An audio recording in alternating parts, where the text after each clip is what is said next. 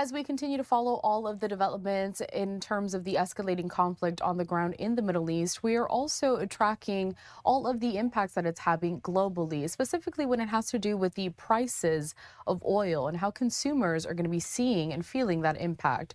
Joining us live now is going to be Melanie Alnwick with our team at Fox 5 in D.C. Melanie, I know that you have some changes to report in terms of prices at the pump.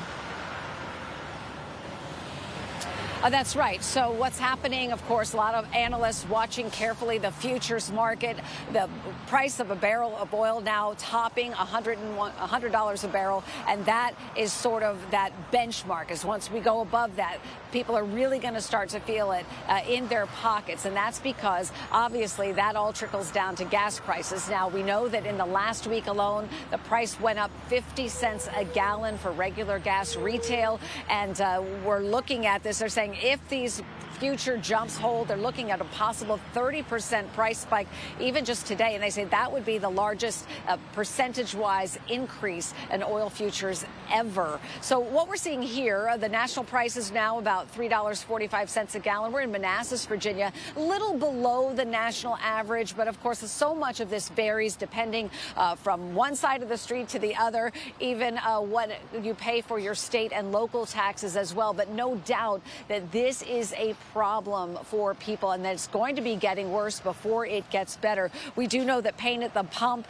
is not only a problem for people who are trying to get to work and back and do their jobs, but it's also a big problem politically for the current administration, whoever happens to be in power when these gas prices spike. High oil prices creep into the cost of a lot of other goods and services, especially things brought to market by trucking, diesel fuel. Airfare could also start to rise as well, with spikes in the cost of jet fuel. Now, the Trump administration says it is working to ensure safe passage for oil tankers and other commercial trade that currently are not getting through that Strait of Hormuz amid all of the violence in the Middle East right now. The Trump administration also says that they are working to negotiate more oil supplies from Venezuela, but none of this is sure yet. Democrats say this economic pain was completely avoidable. The U.S. Energy Secretary, the messaging now from the Department of Energy telling Americans to be patient, that they are working on this, and they're saying that gas prices could fall within a few weeks. But of course, this all depends on how things go with that campaign in the Middle East. Now, we're not at those 2022 levels yet, when there were supply issues and the war in Ukraine, and we had some pipeline issues as well, and those prices spiked to above $4 a gallon on average in the United States. And as we know, some people in higher cost states paying well more than that. However, the pace of the increase that we're seeing right now is really what's concerning those oil analysts and AAA and others like Gas Buddy, saying that we could see some pretty painful prices in the next few days to come.